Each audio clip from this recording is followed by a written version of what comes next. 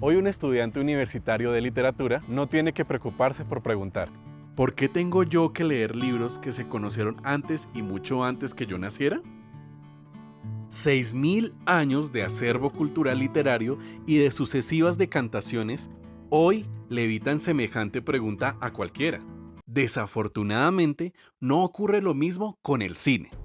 Hoy un estudiante de cine puede preguntar, ¿por qué tengo yo que ver películas realizadas antes que yo naciera?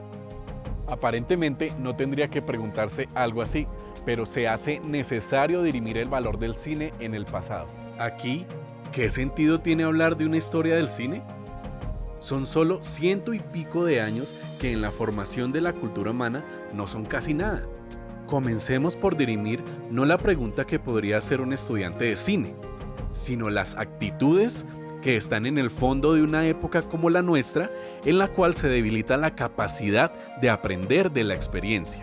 En principio, hablar de una historia del cine significa un proceso de investigación social para encontrar los vínculos de los hechos históricos cinematográficos con el resto de los hechos de la cultura, de la sociedad y de la historia del arte.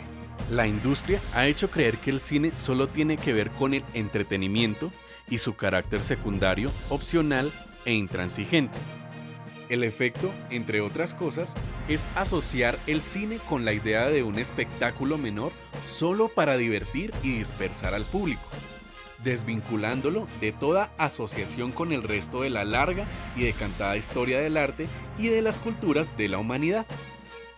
En este punto se ha posicionado la idea que el audiovisual solo depende de lo que ocurra en la tecnología y que los logros del pasado ya no significan un bien activo para la creación audiovisual.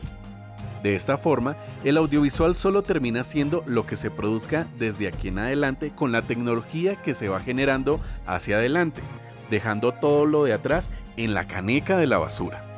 La subestimación de la historia del cine y su adolescencia obligada, como es someter al cine a no madurar, a no ganar una investidura diferente a un multimillonario negocio de diversión mundial, niegan todo compromiso del audiovisual con la investidura que ya conquistaron las demás artes a duro pulso y profunda implicación.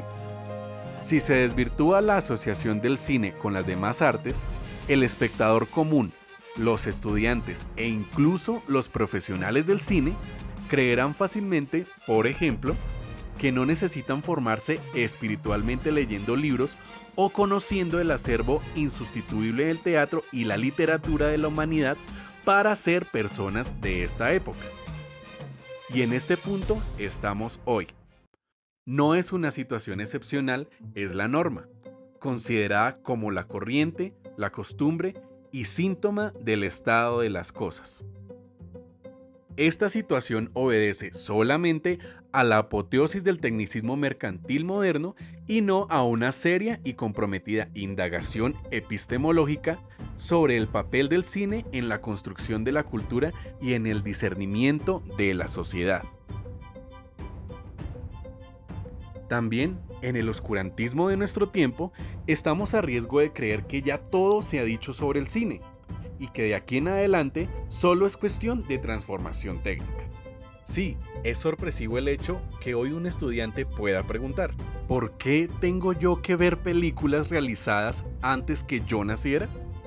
Pensemos como mínimo que todos los valores estéticos consagrados ya han tenido el tiempo necesario para una decantación que los hace intemporales y traspasan los límites de una sola época.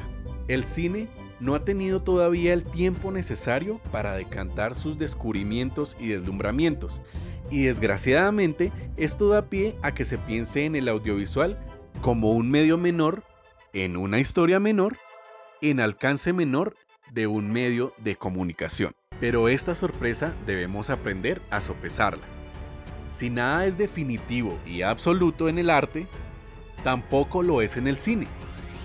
Ardua tarea para todo aquel que realmente se interese por una noción seria y profunda del cine en su trabajo habitual, porque tiene que construir algo que todavía no está en ninguna parte, porque tiene que descubrir desde sí mismo que el audiovisual es el instrumento con el cual puede expresar y comunicar las problemáticas y apasionantes contradicciones que significan cobrar el derecho a estar vivo como ser humano pleno y no como simple consumidor domesticado por las tendencias de la moda y por la coerción de la sociedad que hace normal y corriente el trabajo que solo es mercenario.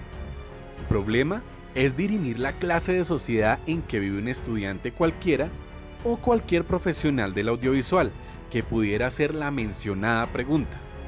De nuestra comprensión implacable, de nuestra pedagogía por la dignidad de la creación humana, de todo esto siempre depende la calidad de la vida.